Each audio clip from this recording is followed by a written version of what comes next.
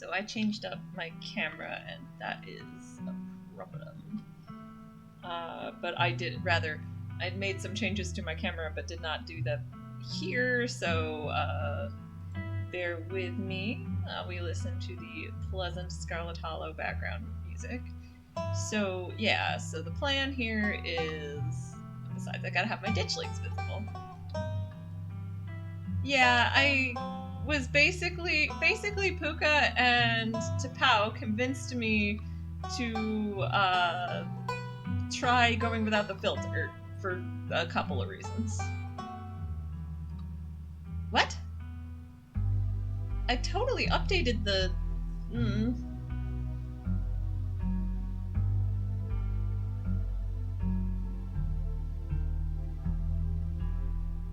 Wait. What thinks I'm playing Monster Prompt Tapao? That doesn't seem right. Everything on my end says Scarlet Hollow. My little chat thing says Scarlet Hollow.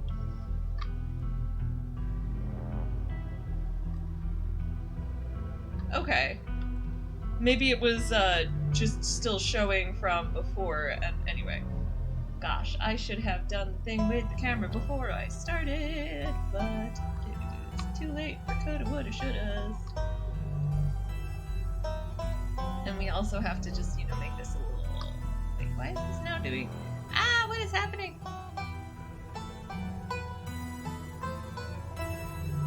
See, the ditchlings are very important.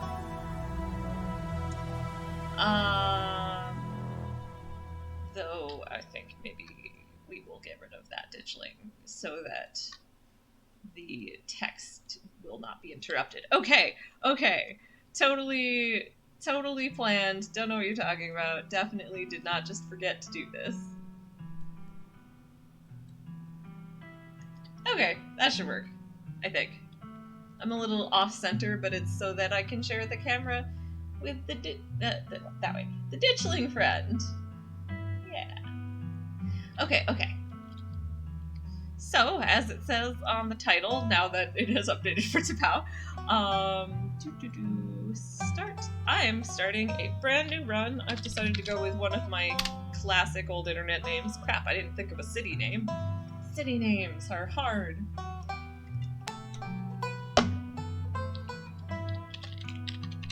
I just rewatched there's a song stuck in my head from 1776. So this character's from Philadelphia. And I'm gonna go with they, them again.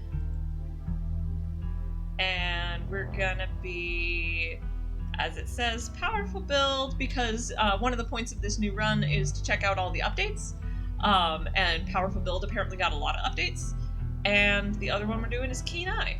And my only theme for this run is that I want to be a really good cousin. I want to be friends with Tabitha. Alright, let's go. You jolt awake as the bus hits a particularly nasty bump. You feel like you'd only just managed to start drifting off, and now here you are, awake again, and still exhausted. For a moment, you're hazy on the details of where exactly here is, confusing this bus with the many others that came before it. But as your mind continues to reassert its existence in the waking world, the past few days come back into focus. The long-lost cousin, the bad news, the 26 hours of bus rides with countless late-night stops and seedy depots that felt unsafe even in the middle of the day. You wouldn't normally find yourself traveling like this, but your cousin bought the tickets. The funeral of Pearl Ann Scarlet. Your cousin's mother and your aunt seemed like something you shouldn't ignore, even considering your own late mother's rocky relationship with this side of the family. Fortunately, the end of your long journey is in sight. You're almost in Scarlet Hollow. Stranger. So anyway, as I was saying. Oh no, he's still here. He's been sitting next to you for the past 5 hours, talking at you without pause. You're not sure he even stopped when you started to doze off. At first you thought he was just being friendly, but that was several hours of one-sided conversation ago. So I mentioned this in the Discord, but like, oh my gosh, it was a short bus ride, thankfully, not like a Greyhound, but like, there was totally this guy on a bus I was on. He was just monologuing about weird shit for like the entirety from the time I got on the bus to until he got off. And it thankfully wasn't at me. But it was at some other person on the bus who clearly did not know this guy at all. So, yeah, I mean, I knew that guy on the bus existed, but didn't mean I wanted to meet one. Stranger. I was up in Maryland looking for work, but mostly messing around because I was a dumb teen. Me and my buddies were doing our usual prank stuff, you know, pushing joggers into the harbor, that sort of thing. Wait, what? Yeah, you know, teen stuff. So this girl comes up to us, swinging her purse, yelling about how she was gonna call the cops or whatever. It was hilarious. She actually hit my friend, and he said it hurt a lot, so I guess she really was mad and not just playing. But she kept swinging, and soon enough she lost her balance and fell into the harbor all on her own. We didn't even have to push her. We had a good laugh and fished her out. Her phone got soaked, so she couldn't call the cops on us. We wound up hanging out all day. She kind of became my girlfriend after that, and we've been on and off for about a year, so it's pretty serious. Though, about 5 months ago, she tried to break up with me, like, for real? And geez, you ever just get so mad you want to, like, kill somebody?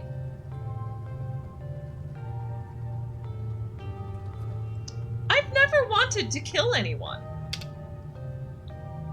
Stranger. You're young. You'll get it when somebody tries to break your heart someday. It changes a person. Makes them think things they never thought they could. I'd like to state for the record, I am not young. This is still not true. I have never wanted to kill somebody.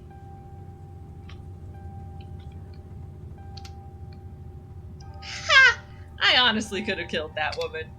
Anyway, she's giving birth to our son right now, so I'm trying to get up to Virginia to be there for it. But I don't know if I'm, like, into that stuff, so I might just wind up on a bus to New York or something instead. I've always wanted to go there. Okay, so here's an interesting thing.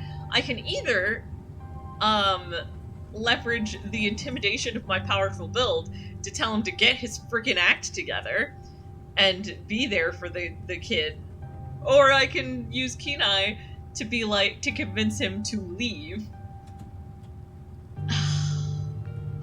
I feel like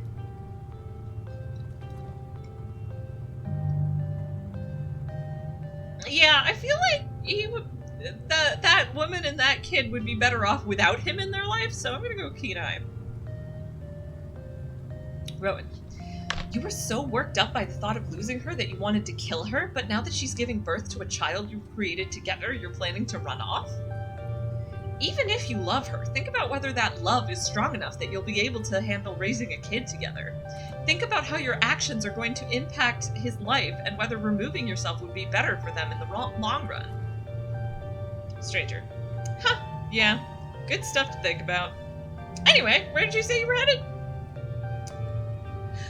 I didn't. No need to be nasty, I was just asking. Not like I'm gonna follow you off the bus or anything. So, if you aren't getting off at my stop, then you must be headed to Scarlet Hollow, right? Or the Holler, as they call it in these parts. That's the only other stop until this bus turns around. I ride it pretty often, so I'd know. Almost nobody ever goes up that way. Though, come to think of it, I had a couple buddies who went up there to work in the mine. There's a coal mine up in the Holler, you see, and there's always a job listing or two on the boards around here. I've never wanted to do that kind of thing myself. I like my lungs the way they are, thanks. But my buddies got desperate enough to try it. I haven't heard from them in a while now that I think about it. I should see if they're on Facebook. See how they're doing up there. Ha! Hope they didn't die. He looks back at his phone, for once focused on something other than you. Oh, this is me. It was lovely meeting you. Hope you don't get too bored without me around to talk to. Here, I have something for you. The stranger rifles through his pack before presenting you with a dripping bag of peanuts. They're boiled peanuts. I got them at a gas station a few buses back. I noticed you haven't eaten much, so I figured you could use them more than me. Plus, they dripped all over my bag, so I don't want to carry them anymore. Yeah, I'm gonna take the powerful build out to save the world from these gross drippy peanuts. Rowan. I didn't build these muscles by turning down free protein. You take the wet peanuts from the stranger. It's been several hours since you've had any protein, which is several hours too many in your book. You tear into them immediately, not even bothering to remove the shells as you chew through fistfuls of soft legume. In a few moments, they're all gone. Stranger. I figured someone like you would get good use out of them. And with that, I leave you. Safe travels, friend.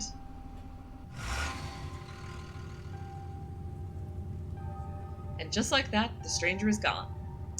Maybe you can finally get some sleep. Bus driver. Next stop, Scarlet Hollow. End of the line. Almost there.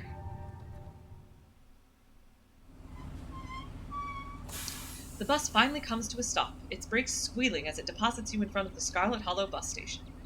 The sign at least reads bus station, but calling it that feels disingenuous. At best, it's a kiosk. Though for a small town like this, you're amazed there's so much as a road, let alone a bus that drives on it every week. The driver quickly shuts the doors behind you and starts the engine, kicking up dust clouds as he pulls away, eager to leave you and this place behind. Hey, Rowan.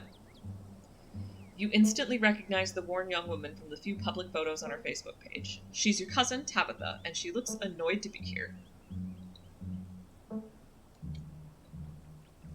I'm gonna go with give her your condolences, Rowan. I'm so sorry for your loss, Tabitha. Tabitha. Yes, great, thank you. Let's get back to the estate. I don't want to spend any more time down here than I have to. Your cousin turns and motions to an old BMW parked near the bus kiosk. You follow her, clambering into the dusty relic.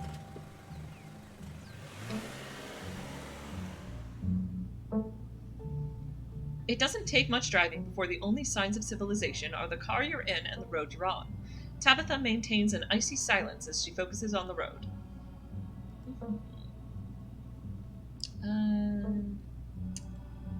Rowan. How are you holding up? Tabitha. Fine. What are you with the keen eye? Rowan. Are you sure you're alright? You seem tense. You know you can talk to me, right? I went through something similar when my own mom passed. She tenses up even more at the mention of your mom before letting out a heavy sigh. Maybe it's a sore spot for her. You quickly apologize. Rowan. I'm sorry. I know that's probably not what you're looking to hear right now. Tabitha. Look, I appreciate your concern, but I'm fine. Really.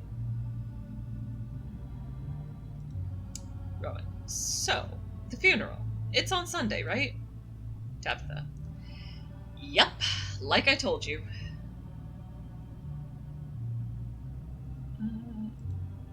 Rowan.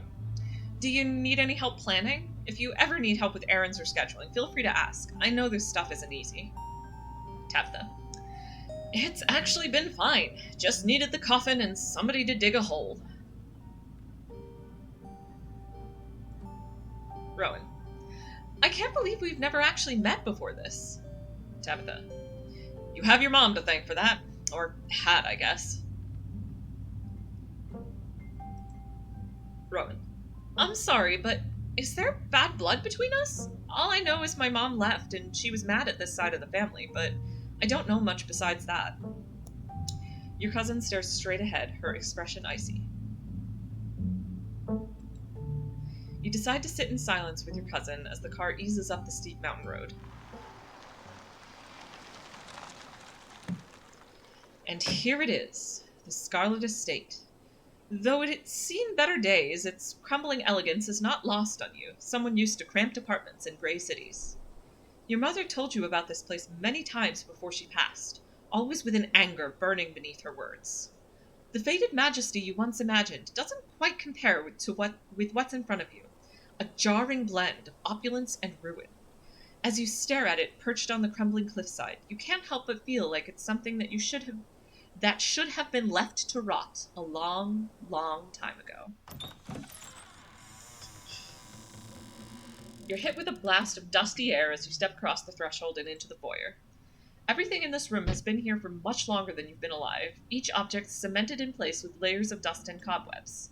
You can hear doors creak on their hinges and the aches and moans of ancient floorboards as the house itself sways in the wind. Tabitha. Welcome to our family's humble estate. Unfortunately, due to the current state of the house, only a few rooms will be safely accessible during your stay. I wouldn't go wandering anywhere else if you value your limbs. The floors have been known to give out. If you know it's good for you, you'll stick to your room, your bathroom, and the kitchen. And hallways, I guess. But only the hallways you need to use to get to those places. I'll show you around so you know where it's safe to walk. You can leave your bags here for the time being. Yeah, I'm gonna go with the powerful build one. That looks like one of the new ones, I think. Rowan. Oh, Tabitha's sneer. Aw. Rowan. Oh man, this place is huge! I can't wait to unwind. Tabitha. Yes, the estate is quite large, but I'd be careful about unwinding too much. You don't want to wander off somewhere you shouldn't. You might get some nasty splinters. Follow me. You put your bags down and follow Tabitha through a long, dusty hallway.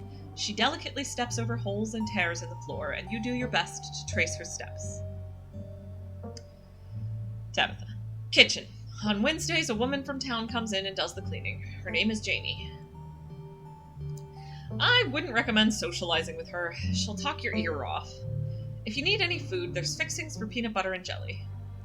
Don't touch my mac and cheese or my ice cream. Those are off limits. Oh, and you can also access the garden through here, but it's pretty wild, so I wouldn't if I were you.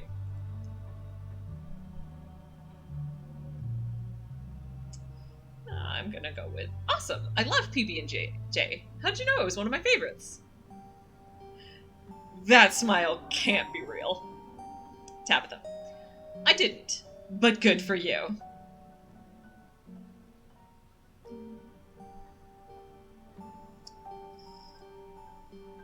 Rowan. This is so nice. It's so much bigger than what I'm used to in the city. Is that a kitchen island? Tabitha. It is. Thank you. Rowan. Alright, what's next on the tour? Tabitha. Bathroom. Follow me. Rowan. Great, it's been hours since I've gone. As the two of you leave the kitchen, you pass by a tuxedo cat sitting on the countertop. Rowan. Is that your cat? What's its name? Tabitha. Frou-Frou. Do not try to pet her. If she wants to be pet, she'll let you know. You decide to follow Tabitha's advice. Tabitha. Shall we move on? The bathroom awaits. You once again follow Tabitha through a long, dusty hallway. Maybe after a few nights it'll get easier to navigate these spaces, but for the time being you feel lucky to have not fallen through the floors. Tabitha. Guest bathroom. Not much to show. It's a bathroom. I'll wait outside. Do what you must, if you must. It is a wretched bathroom. Piles of junk sit untouched in the corners of the room, and mystery stains paint the floor. I'm gonna just go for it. Bugs skitter from the bowl as you lift the seat. A toilet is a toilet. Sure, it could be cleaner, but your business needs doing, and this is as good a place as any. You do what you must, and rejoin your cousin out in the hall. Tabitha. Next up, guest bedroom. Last stop on the tour. Follow me. You and Tabitha briefly return to the foyer before climbing the stairs and reaching the guest room. The room smells old. Dust, mildew, wood rot, it has it all. A week of sleeping in this place might give you permanent lung damage. Tabitha. This is where you'll be staying. The linens are fresh. I had Janie wash them last week. I had to endure a half-hour rant about her kid to get her to do it, so you'd better be grateful. The closet is full of old family stuff, so you can't hang your clothes up, but you can use the dresser. It should be empty. Rowan. What's with all the boxes? Tabitha. Old family stuff. Rowan. Do you need help moving them? There's actually quite a bit of stuff lying around the estate. I could help you move things around and fix the place up. Tabitha. Look, I appreciate the offer, but Janie already comes in once a week. It's fine. Yeah, I'm gonna go with Rowan. This is great. Way nicer than what I'm used to. Tabitha. I can't say I'm surprised. Each and every piece of furniture in this room is a genuine antique handed down through the family for generations. This is not an IKEA bedroom or whatever such nonsense you're used to in the city. I guess I'll start to get settled. Tabitha. Follow me. I'll take you back to the foyer so you can collect your belongings. This concludes our tour. I'm afraid I must return to my duties, so you'll have to entertain yourself for the rest of the day. Don't expect to see much of me. Yeah, I'm definitely going with this. Rowan. I don't know what happened when my mom left, but that has nothing to do with me. You asked me to come here, but you're acting all pissed off that I actually came. Can't we just start fresh, now that it's just us? Tabitha. Silence. Okay, I'm sorry. I've been testy since you've gotten here, but you've been too nice. The last thing I need right now is someone sucking up to me every 5 minutes. Please just stay out of my hair until later, okay? I have work to do.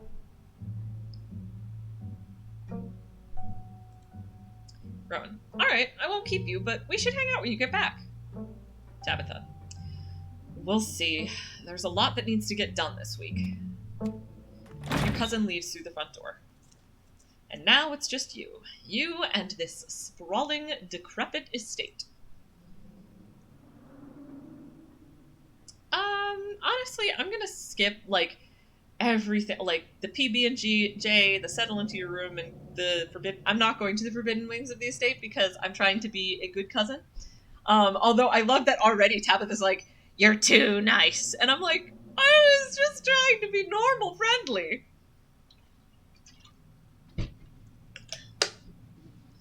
But anyway, I think that Kenai thing will help, so. Anyway, point being, I think I'm just going to skip all of that, because this is my third playthrough on stream, fourth on my own time, I think, including the ones I did on my own time. And I'm just like, I can't remember anything. I mean, I guess there's the possums, but the possums really don't feel as relevant to a run that where I don't have talk to animals, so yeah, might as well head to town. With your cousin gone, there's nothing for you to really do here. You drop your bags off in your room and head out to explore the town. If you'd have known you'd wind up having to walk all the way back to town, you probably would have just asked Tabitha to leave you at the bus stop, especially with how unhappy she seemed to see you. If only you could wipe the slate between the two of you clean and bury some of the tension. Though, maybe her mother's funeral isn't the best time for something like that. Then again, maybe it's the perfect time. It's really pretty out here. Finally, you made it back to town. The holler, as that guy on the bus called it, has probably seen better days. It still has the feeling of an idyllic country town, but its sidewalks are cracked and many of the storefronts are boarded up, their windows dusty with age. A chill breeze sweeps down the lane, and you shudder, suddenly feeling as if you're peering into a grave. Doggo! Gretchen, come back! Stop bothering strangers! Sorry about that. Gretchen can be very slippery when she wants to be. She loves to get loose and cause havoc. You reach out and scratch Gretchen behind her ears. Her fur is soft and warm. She wheezes excitedly, digging her little nose into your palm and licking your hand. Aw, I'm so glad you two are getting along. Isn't she just the cutest? With how energetic she gets, you'd never know she's 17. Rowan. 17? That's incredible. Yeah, I've decided that this character, I'm not going for the Thembo vibe again, but I am going for cheerful and friendly, I think. And wants to get along with people, generally. So. Also, Gretchen is very cute, and I am glad that I'm playing powerful build and will not have to sacrifice Gretchen or Duke. Either of them, because I'm assuming I should still be able to save them both. It sure is. I'm hoping she beats the current record holder and makes it to 19. Or better yet, 20. The more time we get together, the better. Isn't that right, Gretch? How about I introduce myself so you won't be so nervous? I'm Stella. It's not often I see a strange face up in the holler. Every now and then there's a new crop of coal folks, but you don't look dusty enough for that. You aren't in town for the funeral, are you? The Scarlet funeral? Rowan. Hi, I'm Rowan. Stella. You must be Tabby's cousin, right? That's the only person I can think of who would come to town for the funeral. How's she holding up? To be honest, I've been a little worried about her, all alone up in that big house. Rowan. I'm sorry, did I hear you right? I can't imagine Tabitha ever going by something so bubbly. Hello, Box Puppy! As it says in the thing, I'm doing a run where my main goal is to be a good cousin, but also obviously it's to check out the new updates and stuff, so I probably would have done something other than Powerful Build, but like Powerful Build is one of the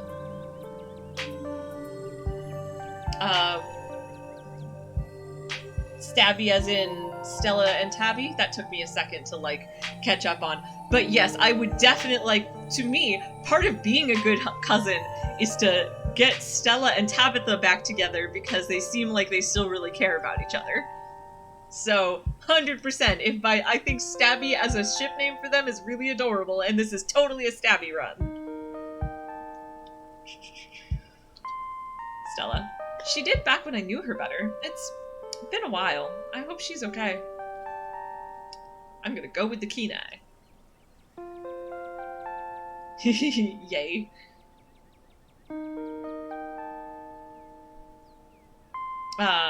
Sorry.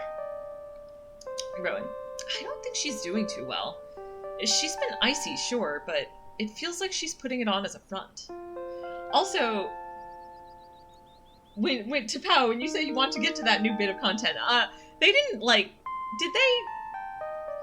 I know they added more dialogue and stuff for Powerful Build. I've already come across one thing that looked new. It was like, but I can't remember precisely for sure. But there was something about, oh wow, this house is huge. I'm looking forward to unwinding. I'm like, and then Tabby's like, don't unwind too much. I don't remember that from my from my previous Powerful Build run. So anyway. So I don't think she's doing too well. She's been icy, sure, but it feels like she's putting it on as a front. Stella. She's always been a little rough around the edges. To be honest, it's been hard to tell if that's just the way she is, or if she's just been putting on an act her whole life. To think she's been up in that old mansion all by herself. It'll probably be good for her now that she's staying there, even if she doesn't think so herself. Rowan. How long have you known her? Stella. Oh, quite a long time. The town's really small, so everybody's known everybody else as far back as they can remember. Tabby and I got a little close when we were both in the school's production of A Midsummer Night's Dream. I was Puck, and she was Mustard Seed.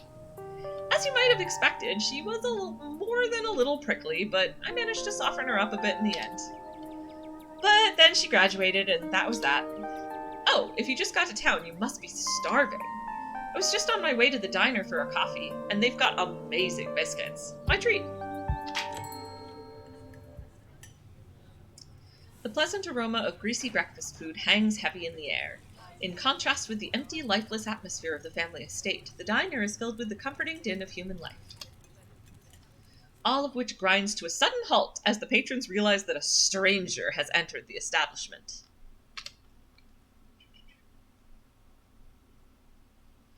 Box Puppy, I don't think that's weird at all. I mean, most of the time I am either like, to be fair, I've never done a totally antagonistic run except for my Karen run, which I sort of petered off on, and since the Karen run, I went for Powerful Build and Talk to Animals because those seemed like the least people-friendly things.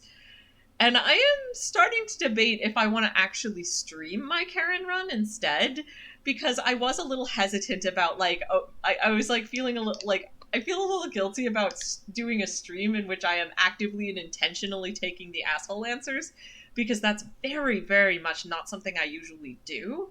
But on the other hand, I feel like it would be the only reason I wanted to do it in this game was because it actually seemed interesting. Like, this game is so complex that it just adds it. Like, it doesn't feel like I'm just being an asshole. It feels like I'm adding an interesting dynamic to the story. Yes, exactly. Out Karen Becca's mom is the goal. So yeah. I am gonna... But that's not this run. This run is another nice person run, and usually I either am trying to be a good cousin or I am kind of neutral on it. I don't usually like being mean or antagonistic to Tabby. It makes me sad. So, in summary, I do not think it's odd that all the runs you've done have been good cousin runs at all. Alright. Hey everyone, I'm Rowan, just in town for the funeral. Before anyone can respond, you and Stella casually slide into a booth, pretending the whole town didn't just gawk at you like a sideshow attraction. So yes, I've decided that this character is friendly and confident. Stella. Looks like your entrance was a little more dramatic than you were expecting, huh? Folks around here just don't meet many strangers as is, and with who you're related to, well, let's just say you'll be the talk of town for a while. Kenai. As you settle into the booth, you can't help but pick up some of the murmurs of conversation around you. I'm gonna go ahead and listen in. Stella turns to Gretchen while you take a quick look around the diner. At the counter, two policemen and a woman you assume to be the owner shoot sidelong glances in your direction while whispering to each other. Woman. Vivian's kid. Never thought we'd actually meet them. Policeman. Looks so much like her. Woman. Oh yes, those eyes are unmistakable. That haunted look. I always thought it'd go away once she finally got out of this town, but I guess unhappiness was baked into her DNA. Policeman. Mm-hmm. A young mother and her syrup-stained child sit at the table across from you. Child. Mommy, who's that? Young woman. Don't stare, Tulip. That's Miss Tabitha's cousin. Oh, so that's why they look so sad. I would be sad too if I had to have Miss Tabitha as a cousin. Do you think Tabitha's cousin is mean too? Young woman. I don't know. I'll find out the next time I go visit Miss Tabitha. Are you going to finish your pancakes? They're almost cold, Sweet Pea, and we've got to get home to help Daddy. In the far back corner, a man sits alone at a small table, sipping coffee and reading a paper. Man. Sigh. Why are the strangers who wander into town never gorgeous blonde ladies of an appropriate age? Why is it always coal boys, punks, and whippersnappers? Lastly, a group of coal miners sit hunched around the corner booth, readily scarfing down heaping plates of food. First miner. So, that's the boss's cousin. Second miner. There's that funeral this week, if I'm remembering right, for old Miss Pearl Ann. Third miner. May she rot in peace. First miner. Oh, let the lady rest, Lloyd. One shouldn't speak ill of the dead, no matter how foul they were, especially before they've been so much as lain to rest. Third miner. If you'd been around in her heyday, you'd be speaking ill too, Tommy. Second miner. He's right. Nastiest woman I've ever met. That Tabitha is a blessing compared to her. Fourth miner. Curse the whole lot of them. May every Scarlet burn in hell. That's enough of that. Question. New person. Hey Stella, I went ahead and fixed you up a coffee. They gracefully place a cup of specially brewed coffee in front of Stella. Stella. Aw, shucks. Thanks, Avery. Avery. And here's some bacon for the little lady. Gretchen sniffs the bacon and digs in. Tip, you can hit the H button on your keyboard to hide the dialogue and see the pictures better. Avery. Anything for you? I'm gonna go ahead and order a biscuit and a coffee. Could I have a biscuit and coffee, please? I heard they were really good. Avery. Best in the country. Avery pours the fragrant brew into the empty mug in front of you. They linger after pouring your coffee, turning to you nervously. Avery. Oh, and I'm, sorry for your loss.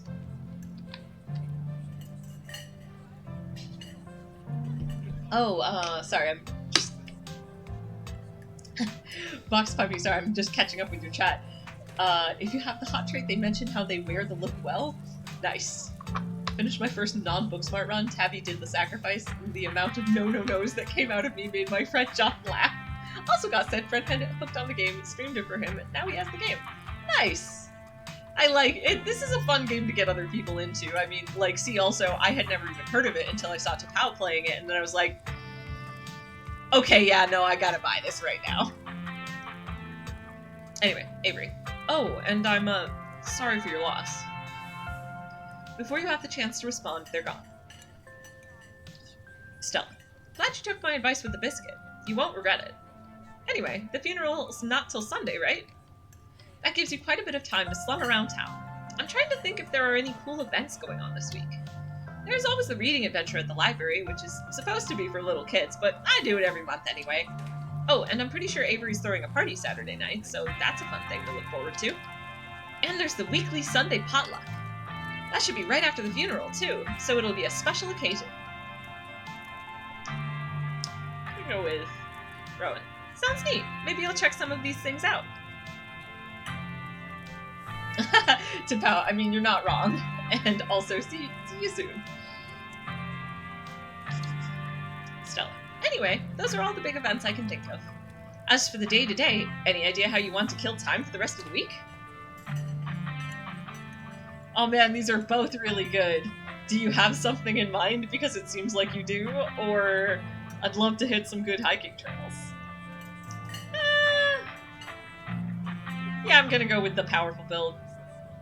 I'd love to hit some good hiking trails after being cooped up on a bus for so long. These legs gotta move. Stella. Oh? My job actually has me running around the woods pretty often, so if you ever need a guide... Before Stella can finish, Avery returns with a biscuit in tow. Avery. Here's your biscuit. Winnie says it's on the house. She sends her condolences. Rowan. Thanks, Avery. It looks great. You pick up the biscuit. It's delicate and fluffy. It nearly crumbles at your touch.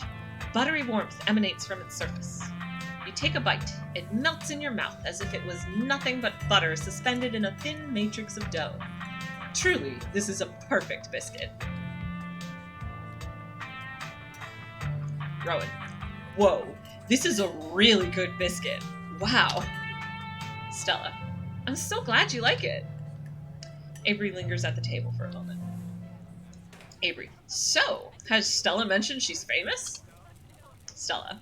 Ha! Oh, Avery, I'm not famous. Avery. Look, if you're not going to go around tooting your own horn, you know I'm going to do it for you. Stella sighs. Stella. I'm a YouTuber. Rowan. Wow, that's rad. I've never met a YouTuber before. I'd love to check out your channel at some point. Oh, this is gonna end up looking a lot like my tempo run on the whole for my dialogue choices. Just because I'm going for, like, I'm not going for, you know, pure of heart dumb of ass, I'm just going for good-natured and friendly and confident, which are remarkably similar things, so I don't mind, though, because I'm also, there's things I'm gonna choose a little differently, like to make sure that I'm nice to Tabby and stuff, so. Stella. Aw, thanks. It's nothing much. It pays the bills, but it's mostly a passion project, you know? Avery. She's selling herself short, Rowan. Her stuff is amazing. She hunts cryptids. I think the best video to start with would be that river one. Not the lake, but, you know, the controversial one? Stella. Oh yeah, the Catawba River Runner. I didn't expect much out of that footage at the time, but it wound up being my most popular video by far. So, the River Runner is a cryptid that's only known from a single sighting. 2 Boy Scouts thought they saw something big and weird in the Catawba River, and that's all I had to go on. But then I wound up catching this on camera. Stella pulls out her phone and shows you a clip of something in a river. Kenai. Despite the shaky camera footage, you can clearly make out the shape of the creature's head and its relative body proportions. You're pretty sure it's a cat, and a big one at that. Stella. Some folks said it was a beaver, but if that was the case, it'd be at least twice the size of any beaver I've seen. I've also had people saying it was a dog, or even a capybara that must have escaped from a local wildlife sanctuary. I'm still not sure what it was, and I'm the one who saw the thing with my own 2 eyes. Rowan. It looks like a big cat. See, it's got those little kitty cat ears right there. Avery. Maybe it's a mountain lion. Stella. No. No way. It is absolutely not a mountain lion. There are no mountain lions this far east. I did a whole video on the Appalachian mountain lion myth and found Jack squat. And there's no reason one would be swimming in the river like this. They're not fans of water. And the body is too long. No way. Avery. Personally, I'm a fan of the capybara theory. Awesome, Box Puppy. I saw an achievement for getting Stella to believe in mountain lions, and I want it. I'm glad to know that I can get it with Keen Eye, because I really, really want to make Stella believe in mountain lions. Because it's such a weird blind spot of hers. Anyway, Avery. Personally, I'm a fan of the capybara theory. Sure, it's not like any local sanctuaries were missing one, but there's always people keeping exotic animals as pets. Kind of a sewer gator type situation. Stella. Ha! Exactly. Some exotic pet owner set it free, and now it will forever roam the Catawba, confusing Boy Scouts and YouTube commenters for years to come. So, speaking of things to do around town, I was actually planning on filming this week's video tonight. I was wondering if maybe you'd want to come along? It's a pretty easy one this week. We wouldn't even have to camp anywhere. I'm gonna go after the... Avery, wait! No spoilers. Stella. Whoops! Sorry, Avery.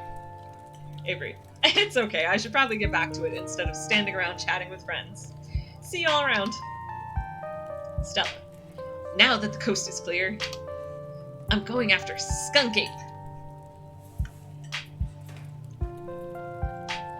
Rowan. Ew, stinky. Stella. That's what they say. You should be able to smell it before you see it, according to some sources. Most skunk ape sightings are from Florida, but while I was doing research for last week's video, I came across a report where a lady from the town over claimed to have seen one on her deck, playing tug-of-war with her dog.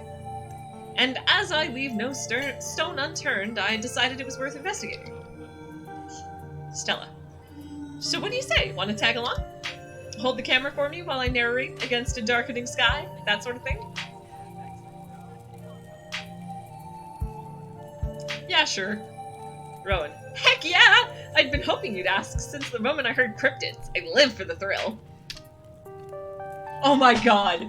Theory, Wayne is Skunk Ape, Box Puppy, I love it. Headcanon accepted. Stella. Yes! I pegged you for a good adventuring buddy the second I saw you. Glad to see I made the right call. This is gonna... Sorry, one second. Are you leaving? 1 sec.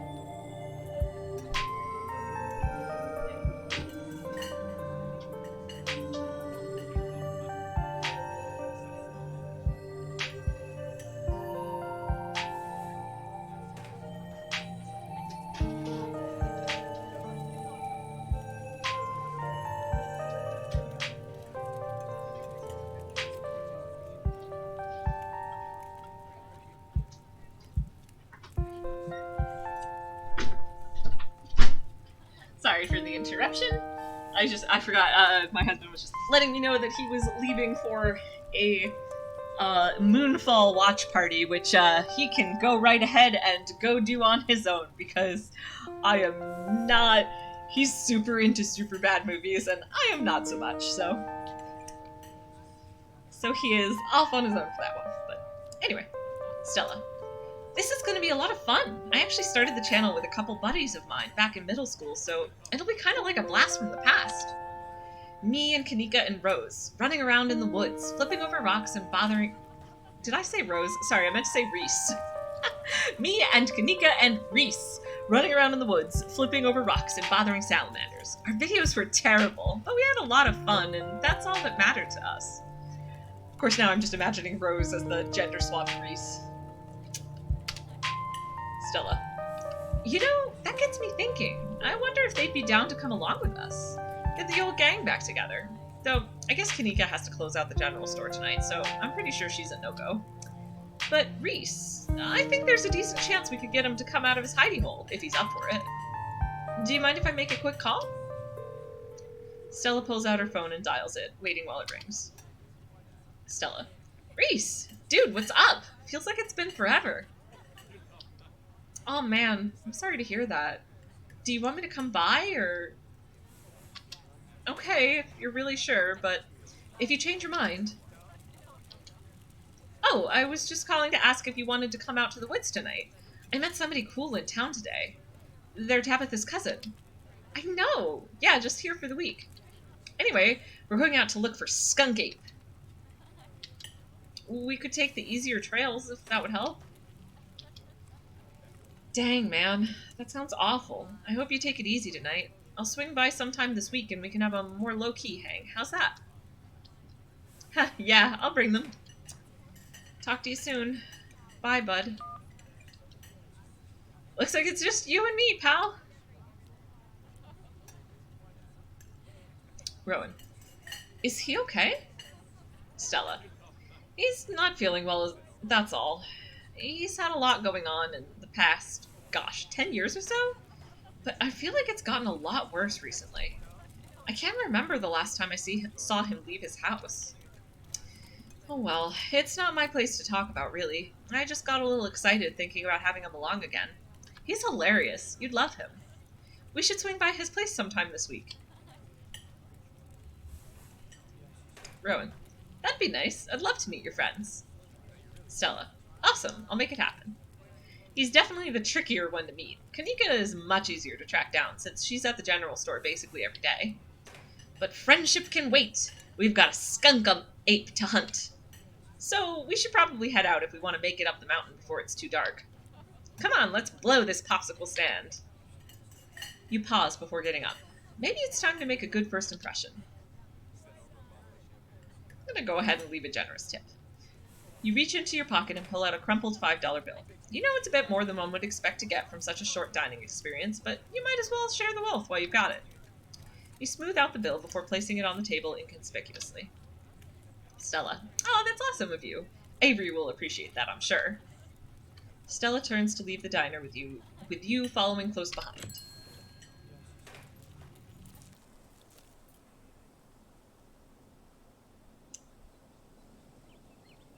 It hadn't been very cold when you first arrived in town, but as the sun dips closer and closer to the horizon, a chill descends upon the hollow, and you see your situation with renewed clarity.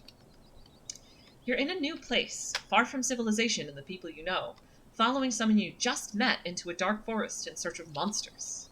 You feel... I'm gonna go with strangely calm. You feel strangely calm.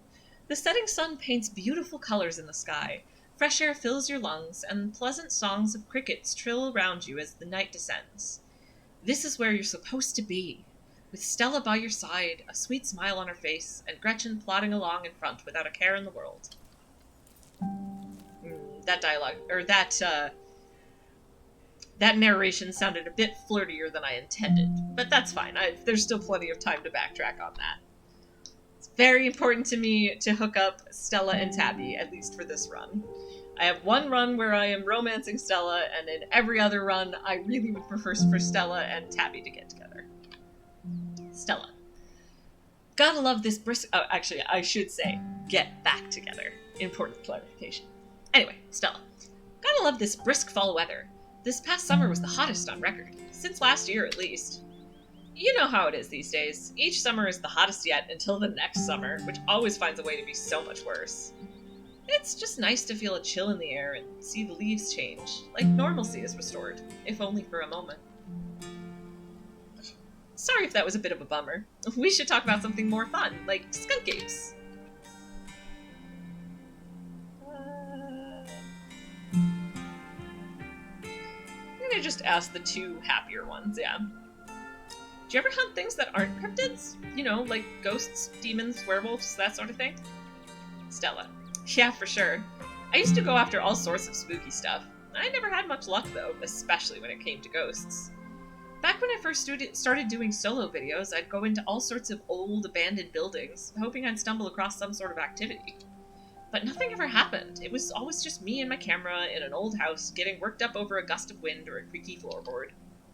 When all's said and done, I've just been a lot luckier with cryptids. I want to believe in ghosts so bad, and I can't rule out the possibility that there really are true hauntings out there, but if there are, I sure as heck haven't seen any myself. Oh, Stella, just wait 2 days. Stella. Werewolves I kind of lump in with cryptids. I'd be shocked if there were actually people out there who turned into animals, but werewolf lore lines up pretty well with the great beast genre of cryptid. As for demons, I don't know. I honestly don't even want to consider the possibility that they exist, because if they really are out there, geez, a lot of folks are doomed to an eternity of flames. Do you know, I'm actually just realizing why there were so many people who thought who think Reese is a werewolf. That's not my theory for him at all.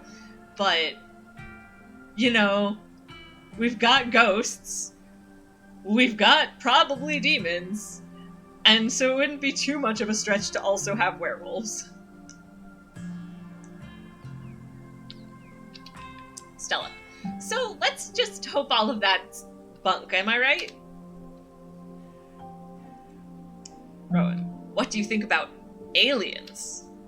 Stella. Don't even get me started. Did you see those UFO videos the government declassified? Aliens are definitely real, and they have absolutely visited Earth. Like, I believe in aliens way more than I believe in cryptids. You don't see me hunting aliens out here because we know they're real.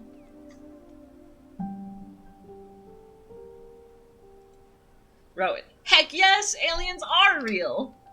Stella. Nice, I knew we had a connection. I know somebody who heard a story from this trucker in Fayetteville. His truck stopped in the middle of the road, just shut down completely, even though he had a full tank of gas. And suddenly it looked like daylight outside. He could see cows out in the fields, birds in the sky, then this metallic, like, egg thing appeared, floating in front of his truck. He passed out, and when he woke up, he was missing one of his pinkies. It was like it had never even been there. It was just smooth skin where a pinky should be. I know it's a secondhand source, but there are plenty more like it, and if they are true. I actually want to go with could have been the government. You shrug. Rowan. Could have been the government. It's not like they don't have a history of conducting weird experiments on people. Stella. Sure. The government does messed up stuff on the daily. Preach. But the way I see it, I have about as much control over what they do as I would over extraterrestrial beings. So if I have no control over these things, I might as well choose to think it's been aliens all this time and let a little joy into my heart, you know? Besides, it's not like it matters which of us is right, or if either of us is right at all. Oh gosh, this is really depressing and morbid, but I'll read it. Oh, we sort of know, though, that none of the monsters are unoriginal?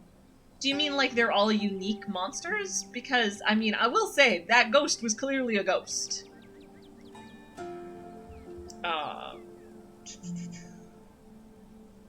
Anyway, so Stella, being a bit morbid, continues. I'll die one day, and so will you, and eventually there'll be no one left who remembers us or what we did in our lifetimes. Rowan. Damn, you've disarmed me with your nihilism. And now I feel an empty pit in my soul at the thought of the vastness of time. Stella. Aw, don't worry. Isn't there some comfort in the inherent meaninglessness of our actions? Nah, that's not a philosophy that... I am not a nihilist, nor am I at peace with nihilism or particularly enjoy it in any way. I do not care for nihilism. In IRL, I am very idealism, optimism leaning, for sure. So I'm just playing my character like myself, I guess, this time around. Except a little less shy around new people, because I actually am pretty shy around new people.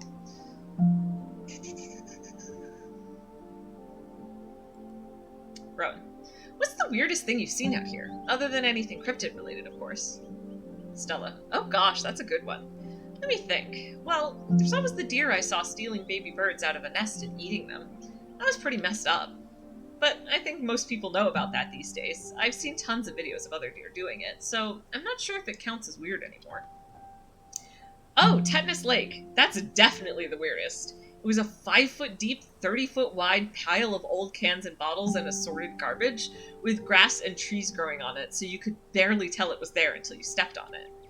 It was practically solid ground with how much it had been compressed, but you could still fall through if you weren't careful, hence the name. Better be up on your shots if you want to mess around in there. It was all stuff from the 50s, too, which was super neat. I salvaged a few bottles that I keep on my dresser as a little souvenir. Let's move on. And Stella, did you hear that? Oh, calm down, Gretchen, you old mutt. Same to you, Stella. You're always jumping at nothing, girl.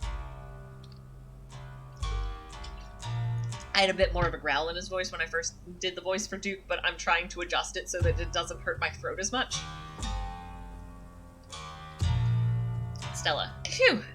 Sorry for getting spooked, Duke. I thought you were... Duke. Some creature of darkness? Nah, girlie. Just old Duke. Now what the hell are you looking for away out here? Stella. Skunk ape. Duke. Sorry I asked. And who's this you've suckered into coming with you? Wait a tick. You aren't... Is that... Stella. Yep. Duke. I see. Welcome to the holler. My condolences. I'll keep you in my prayers. Now both of y'all head on back to town, you hear? It's best you steer well clear of this area tonight. I'm out dealing with my own critter, and I won't be too appreciative if a couple of fools with a camera scare away the more sensitive wildlife. Stella. What are you hunting tonight? Something tall and hairy? Something musky? You see anything like that recently? Oh my gosh, though. I love Stella's face, like, versus Duke's face, like...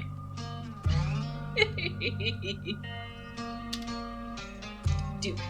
Wouldn't you like to know? You never could stay in your business, Stella Richmond. Put that damned camera down. Stella. Aw, come on, Duke. Maybe I could help out. I'm pretty good at tracking. You know I learned from the best. Duke. That you did, but I have yet to see a shred of proof that you listened to any of it the way you tromp around the woods at night, yelling about chunkabungas or what have you. Something's been getting at my chickens. I've lost 3 this week, and I can't afford to lose many more than that. Oh, good to know, T'Pau. Okay, I think that's only gonna... Oh, that is gonna be hitting Fox Puppy, though, so... Maybe I will hang out for a second. You know what? Also...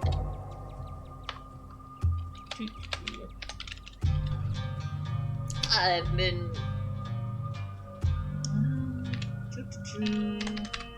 While I wait in hopes of the commercial clearing up, I am going to do a small thing in the corner here. Ba-doo! Fox Puppy is now a VIP. I just, like, you know, I've got all these VIP things to hand out, and I feel like, you know, I've just been handing them out a little more often lately. I don't think they actually prevent any, like, I'm sad because I thought that VIPing people would prevent them from getting commercials on my channel, but it doesn't seem to actually work. But, it's still kind of a fun, it's, you know, it doesn't prevent commercials, yeah, and I know that now, but, like, what it does do is, like, you know, it enables people who are, like, you know, trusted longtime viewers to do things like post links if they want to. And so I'm doing it anyway. So yes, T'Pau, as I was saying, I'm aware. I had been hoping that it would prevent people from seeing commercials, but we already tested that and it doesn't work. So, and I am aware. I mean, I was part of that test because, like, or rather, as I recall, we specifically tested it on your secondary account. So, anyway, point being, I'm hoping the ad is over by now or pretty close, and I'm going to continue. Duke. Something's been getting at my chickens. I've lost 3 this week and can't afford to lose many more than that.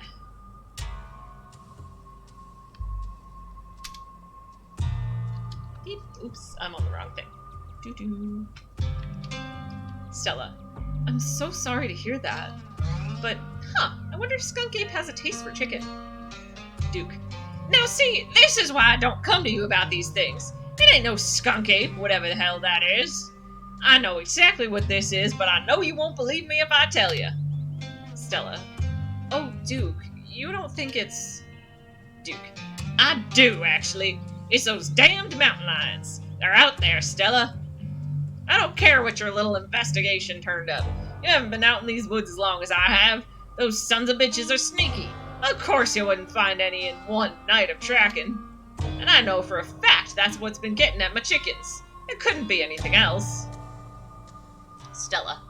I'm telling you, man, mountain lions are extinct in these parts. There hasn't been an actual sighting since the 1990s, and even those were iffy. Duke. I can't believe you go out there on your YouTubes saying some river monster spotted by a couple school-age Boy Scouts has been 100% confirmed, yet Appalachian cougars are some kind of far-fetched fantasy made up by geezers like me.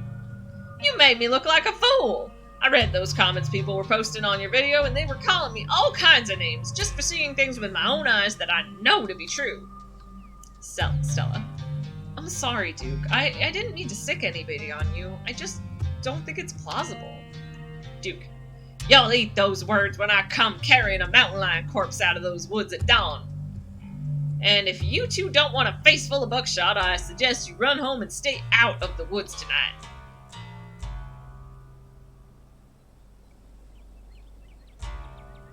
Oh no, that's Precious! Oh my gosh! Oh, there is this is definitely a new powerful build dialogue option that is adorable, and if it had existed for my Thembo run, I absolutely would have chosen it.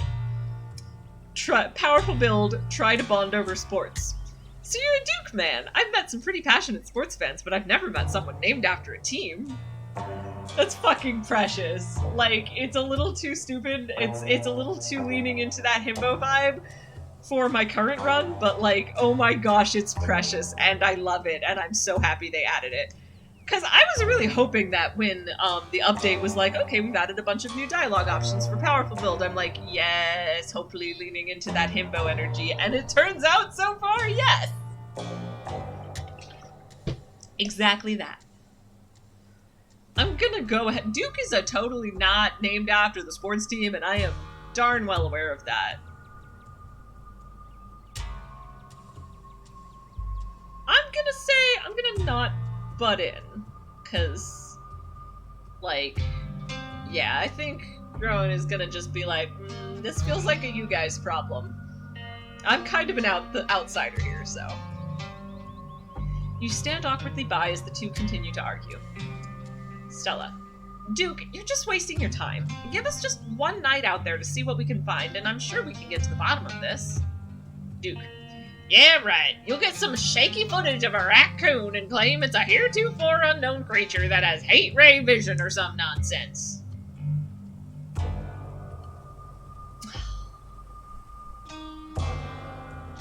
Pow, I know, but it's... I'm sorry, I feel too strongly about... Okay, how about this? How is it that we go? Nope, that's not it. Settings. We will go back to the autosave that probably picked up from there. I will see what Duke will say, and then I will go back and undo it. Okay, so we're just testing to see what the dialogue option does. Okay, so we're gonna do the bond over sports. So you're a Duke man? I've met some pretty passionate sports fans, but I've never met someone named after a team. Just to see how Duke responds. Duke. Yeah, well, oh wait. He does have that sports cap. I thought it was a, like, kind of a dumb answer. But I'm realizing, no, it's actually responding to his sports cap. Okay. No, I'm gonna keep it, Tapao. Thanks for encouraging me to go back, because that was me being a little dense and not noticing the obvious. Maybe what I'm saying is that secretly it was me. I was the Thembo all along. Except that I am not strong. I am not strong or muscular in the slightest. But I can be dense, and I am generally cheerful and optimistic, so. Anyway, Duke. Yeah, well, I was born into the name. Why? You a fan?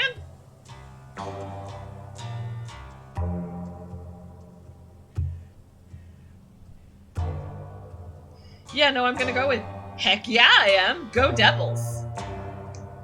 Duke. damn straight. But don't think that just because we root for the same team, I'm gonna let the two of you keep tromping around these woods.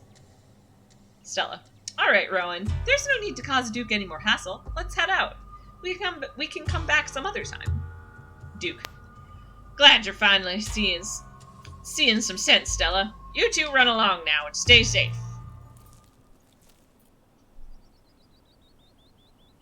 As you and Stella return to the trail, she carefully looks back at the way you came. Stella. Okay, the coast is clear. There's no way we're letting Duke edge us out that easy. Come on, I know a trail that'll let us get around to him. Let us get around him. Rowan. Lead the way. Stella. And trust me, we don't have anything to worry about from old Duke or his shotgun. I've gone out hunting with him before. The man sounds like a truck crashing through the trees when he walks. Even if we do cross paths, we'll hear him long before he catches wind of us. The trail's just up this way. Let's go. Alright, this looks like a good shot. Mind holding the camera? She hands you the camera and takes position. Ahem. Stella. As night falls, my new assistant, the mysterious Rowan, and I find ourselves on a high hill in the blue mountain ridge. Let me try that one more time because I want it to sound all. Oh, fair enough, T'Pau. I think this is one of those make Duke more real and likable to make the choice harder things. Fair enough. Stella. As night falls, my new assistant, the mysterious Rowan, and I find ourselves on a high hill in the Blue Ridge Mountains, where we'll begin our hunt for the elusive yet pungent skunk ape. Though mostly encountered in Florida, this possible relative of Bigfoot has been spotted all across the southeastern edge of the United States, including right in this very county. Here's hoping we get a glimpse tonight. We'll check back once we're on the trail. Until then, stay searching, Stellars. I can take that camera off your hands for now. We'll be able to start the tracking scenes once the sun sets all the way.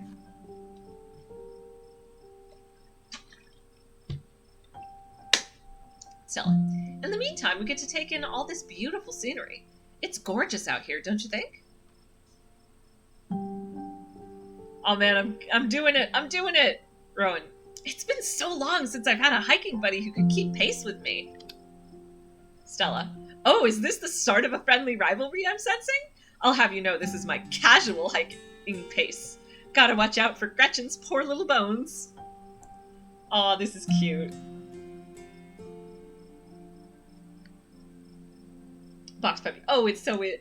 Sorry. It so is, but it also fits for those who pick powerful builds to save them both. Save them both. That's true. Yeah. So, like, it is making Duke more likable, but it's also just bonding, giving powerful build a cute powerful build bonding moment. Because, yeah, you're right. You can totally just save both of them. Like, you have to really be trying to be an asshole to not save both of them when you have powerful build. Which, of course, is why, on my Karen run, I don't save them both.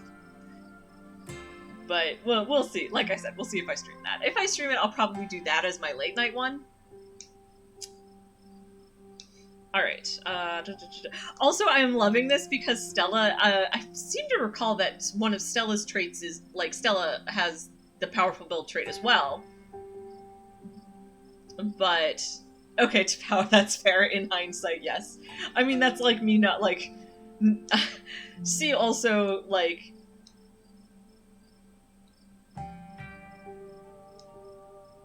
Right. That is also a good point, T'Pau. There's no... I mean, there is no assurance you will not just lose them both, but, like... I will say, like, I was pretty confident when I got powerful build and I saw that I could try both. I was pretty confident that I'd succeed at both. But I didn't know that I could save both until I got there. Because, so I think that would be especially powerful on a second run through, or already knowing that choice, but not knowing that powerful build, like, makes it so you can save both of them. Anyway, I am super excited about this friendly rivalry thing. Like, A++ would would support this upgrade again. No, or no, that's not how I want to say it. A++, appreciating the upgrade. I love the idea of being like friendly sport rivalry with Stella. That's exactly what I want. It's like, yes, Stella, date my cousin and be sports rivals with me. That sounds great. Stella, the real test will come once it's time to run after Skunk Ape. But in all seriousness, I haven't had this much fun on a hike in a long time. Thanks for coming with me. Your quiet moment with Stella is broken by a loud, percussive snort.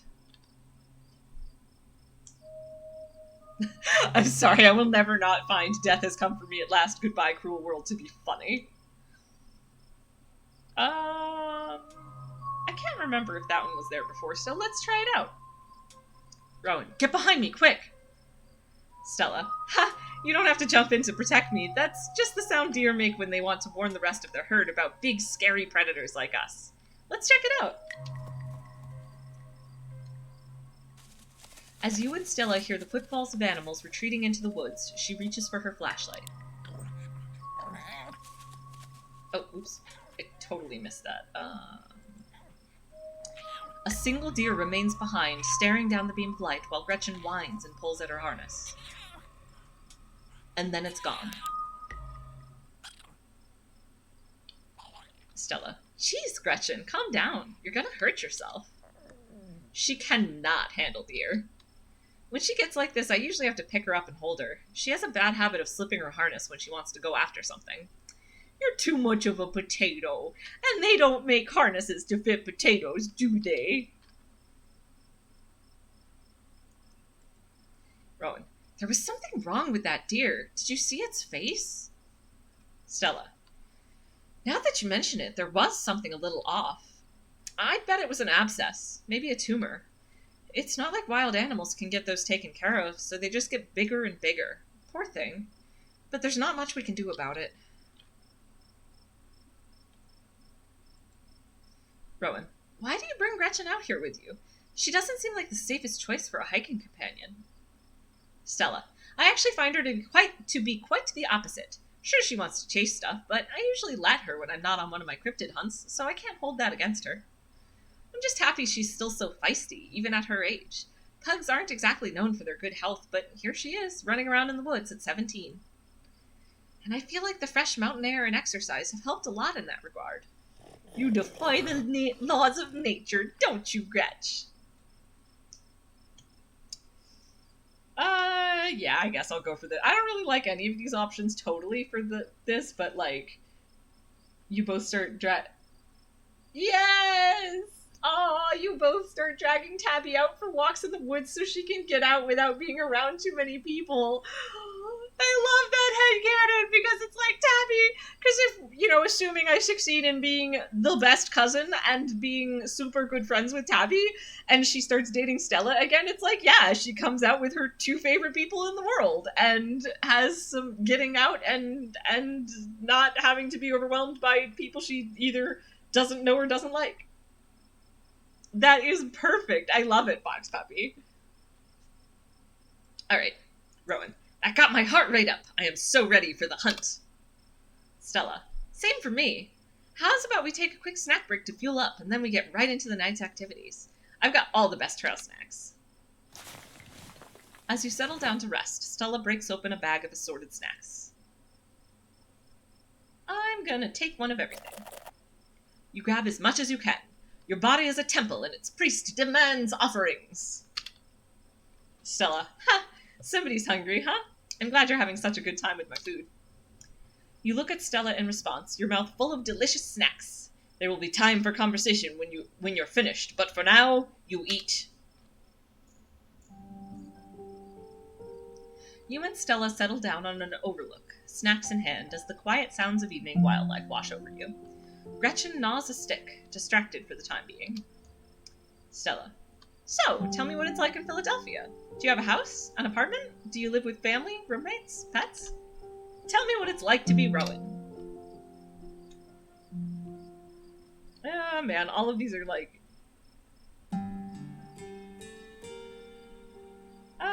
I I'm curious. I've never done the live in an internet cafe, and I'm a little curious. But now I'm gonna go for the 12 by 12 shed in someone's yard, because why not? Yes! Box Puppy, you eventually wander off with a have fun, you two be back in a bit, and totally stay gone with Gretchen for like an hour or so. Headcanon further accepted. Love it. Rowan. I live in a 12 by 12 shed in someone's yard. It was advertised as one of those tiny homes you see on HGTV. I'm not sure if I would call it a home, but it is tiny. Rowan. I know he's charging me a premium for what it is, which is basically a roof over my head and a hot plate, but it's cheaper than pretty much anything else in Philadelphia, and the location is hard to beat. The landlord is a little eccentric. He treats the place like a shed and comes in and out for his gardening tools, but other than that, I don't have to deal with the fuss of having roommates. And you learn to live with stuff when you're on a budget. Half my living space being taken up by gardening tools isn't so bad compared to some of the other horror stories I've heard. Stella. I guess that's a good way to put a positive spin on things. Privacy stuff aside, is the landlord nice at least? Rowan. He's nice enough. Sometimes he asks me to do yard work for him, which is a little weird, but he doesn't charge me for utilities, so it's a give and take. Stella. I get that, but I don't think I could live with the constant lack of privacy. Have you tried looking for another place? There've gotta be better options than a tool shed in a big city like Philadelphia.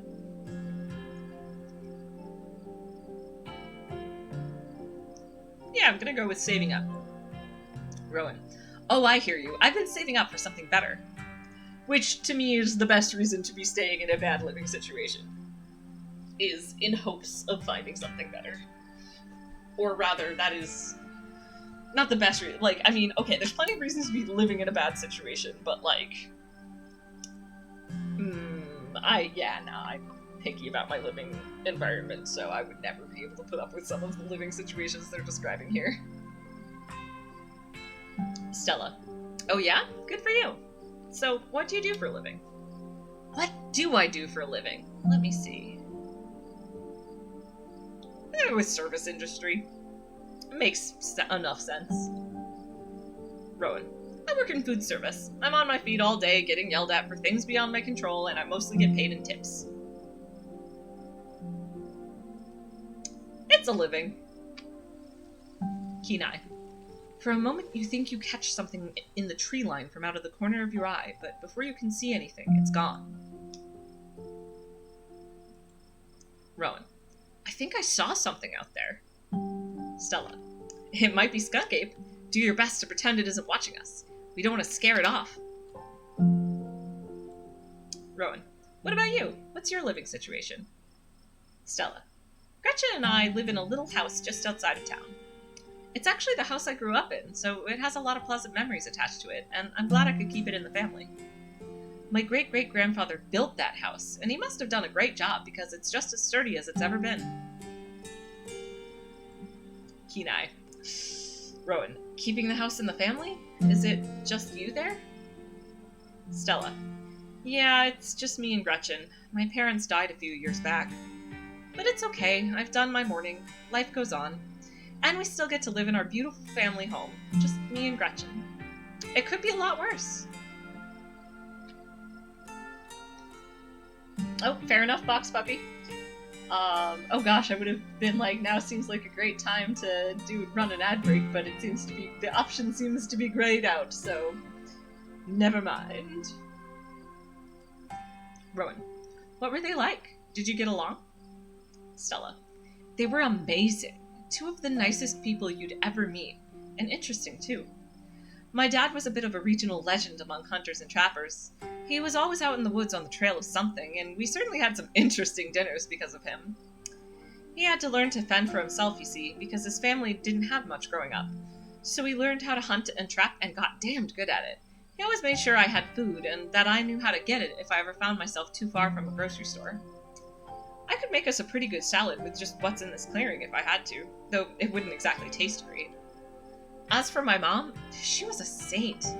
She was the local vet, the lady all the farms in the country knew to call, or in the county. I keep saying country when it says county. Anyway. The lady all the farms in the county knew to call if their animals were in need of something. She was smart as a whip and strong to boot. Turns out, pulling calves out of 600-pound cows all day is a great way to build muscle.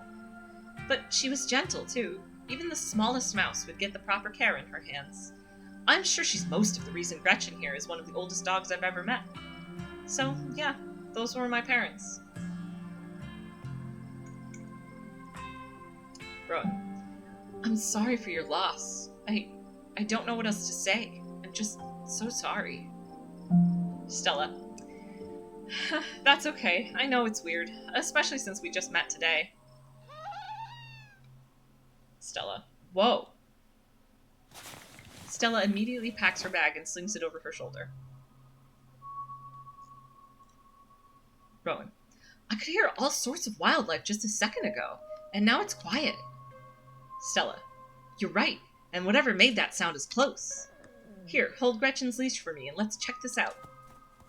Alright, so my plan for today is to just get through this first choice, and then I'm gonna probably pause it there, and pick this back up around the same time next week. I'm gonna try to make this a regular Sunday thing. I mean, I'm sure there will be Sundays I won't be available, and I think I'm available next week, but, like, I'll throw it up on my schedule on the Discord, so. You and Stella inch towards the tree line as she shines her flashlight into the woods. As you approach, a series of weak clucks call out from a nearby bush. Stella. Maybe Duke's birds weren't eaten after all. What the hell was that? Hold on, I gotta play that back. Holy shit. I'm guessing it must be 2-3 feet tall? Doesn't look hairy either, so I think we can rule out skunk ape. But whatever it is, it has one of Duke's chickens. It looks like it's headed north. Let's go after it. Rowan, right behind you. You follow Stella as she sprints into the unknown, Gretchen excitedly pulling you along by her leash.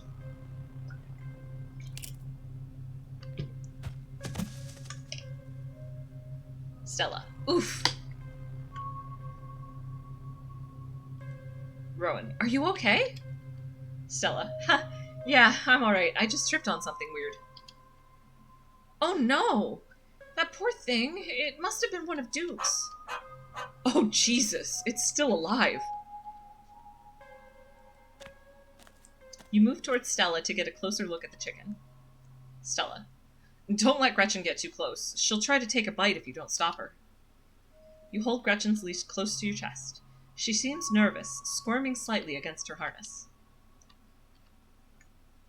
I'm gonna just examine all the bits. Its poor little chicken eyes look up at you, glazed over but still rolling around in their sockets with unfortunate life. Examining the wing, it looks like this is what Stella slipped on. The wing is barely still attached, but it seems to be the least of this chicken's concerns. Good God. At first you thought it might have been a tumor, but this is something else. The skin is stretched taut, the growth pulsing beneath. Keen eye. Looking more closely at the growth, you think you can see something squirming inside. Having investigated to your heart's content, you turn away to give Stella room to film. Stella. Ahem.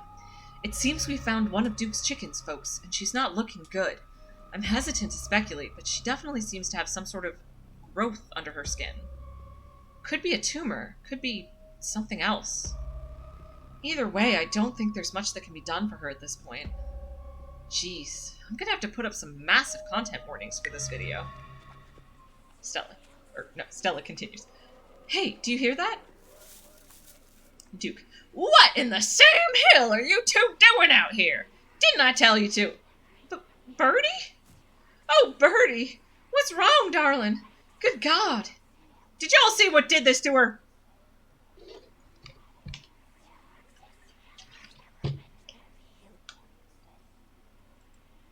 Rowan. We caught a glimpse of something earlier, and when we chased it, it brought us here. Stella. Whatever did this to her, I think we can hear them in the trees.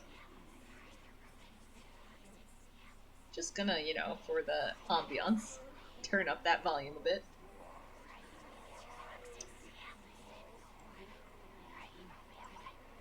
Duke. Put that camera away, for God's sake, girl! I don't want to be in another one of your videos. No one needs to see me like this. No one needs to see Birdie like this. You wouldn't put her online, would you? Not when she's like this, all swollen and hurting. Stella. Duke, did you hear me? I think they're coming closer. Duke. Come out, you sons of bitches! Stella. Duke, don't shoot them. We have no idea what'll happen. Duke. You hear that, Stella? That ain't the sound of something peace-like. Whatever these things are, they'll pay for what they did to my girls. Come on, you, whatever your name is, grab that flashlight and help me line up a good shot. As the creatures in the tree line grow louder and more numerous, Gretchen violently strains against her harness. Duke. Quick! They're closing in on us! Powerful build. Tuck Gretchen under your arm and dive for the flashlight. Aw, yeah. You heroically dive forward, tucking Gretchen under one arm and grabbing the flashlight with the other. This is your moment. Every pull-up you've done, every hill sprint you've ran, every meal you've eaten, all of them have led to this. Duke. I said aim the damn thing! Quick! Perfect. Just grazed it, but that should make it pretty easy to track, eh, Stella? Stella. Yeah, a blood trail is pretty hard to miss. Guess we know it wasn't mountain lions after all. Though it didn't look like any cryptid I've heard of either. This is gonna be one hell of a video. We've got to go after them while we still have the chance. Thanks for taking care of Gretchen, by the way. I can take her from here. Duke. I'll be damned if I let her chase after those things alone. Alone, you have no choice but to follow Duke, Stella, and Gretchen into the darkness. Okay, I am gonna be a little... do the funny one here. I guess I'll die, you think to yourself, a coward to your core. Okay. I do not think my... Okay, sorry, I'm changing my mind. It's funny, but yeah, no, this character is not a coward, so... You steel your nerves and run into the unknown. As you push deeper into the woods, the unearthly sounds once again surround you. Rowan. Oh god, they're back. Stella. The blood trail cuts through here. Come on, we must be close. Duke. Damn it, girl!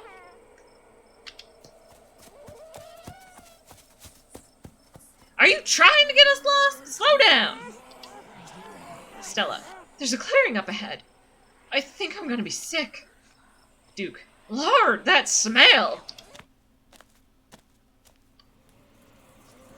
The shrieks pull back into steady whispers as you, Stella, and Duke stumble upon the putrid bodies of dozens of dead and dying animals. A sinking realization pulls at your gut. This is their nest, and you are surrounded. Yeah, I'm gonna go with it. Rowan, get all the footage you need, Stella. If these things jump us, I'm pretty sure I can take them. Duke, are you out of your mind? There's gotta be dozens of them. Up in those trees. They're circling us to protect their brood, or whatever it is they've been planting in these animals. We've got to get out of here while we still can. Stella. Duke's right. There are too many of them, and we've got plenty of footage. We need to get out of here, and fast. Just as you follow Stella and Duke in a mad dash through the woods, so too do the unearthly hollers and whispers of Nest.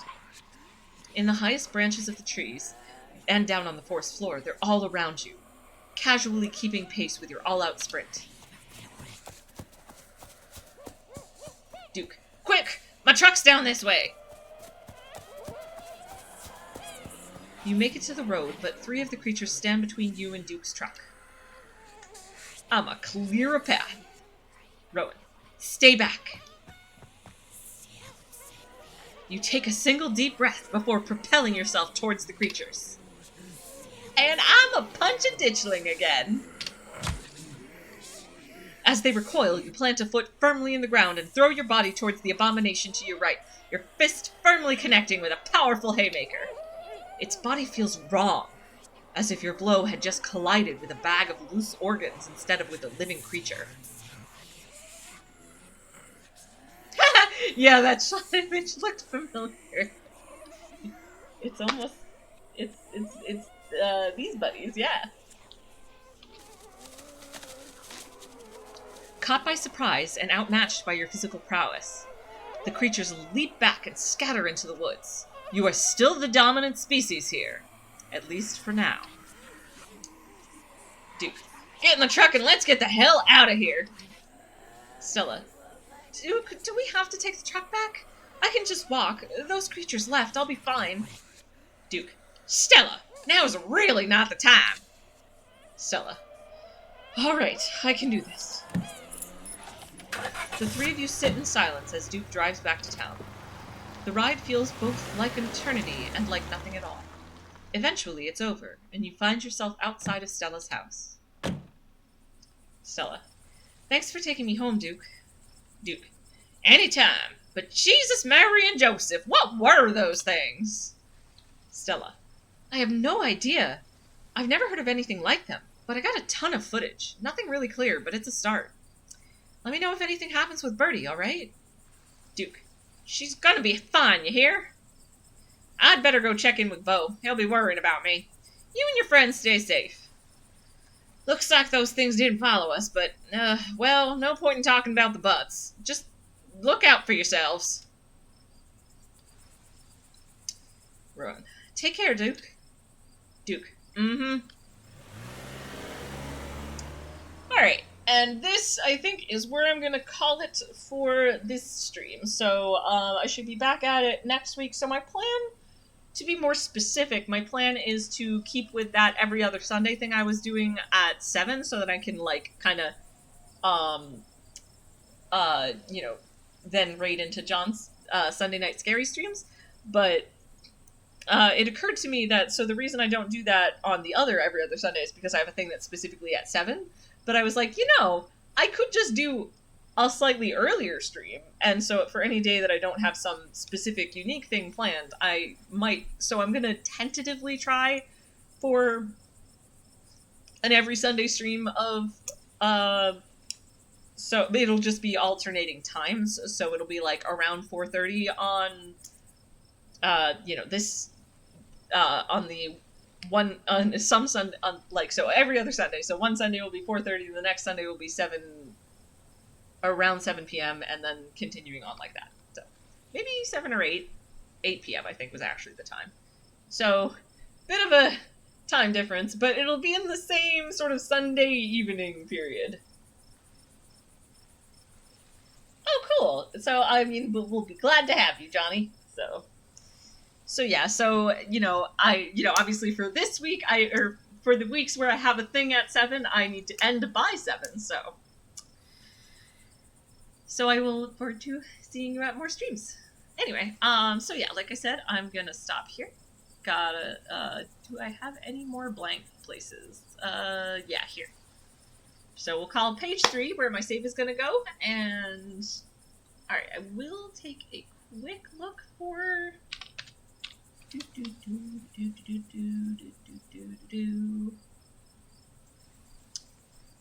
Yeah, this isn't really a time I was expecting anyone I knew to be streaming, and there is not, so I am... Oh, fair enough. Good to know, Johnny. So yeah, so I'm gonna sign off now, and, so I should be back, oh, right. No stream tomorrow. I've looked at my timing, and there is just no way I can fit it in. So no Cinderella Phenomenon stream tomorrow. I'll be doing it. I'll be doing the final chapter next week for that. But I will be streaming again on Wednesday with the next part of Turnip Boy Commits Tax Evasion. So I hope to see some folks there, and I hope you all have a lovely rest of your week, and hopefully long weekend for most folks. Bye!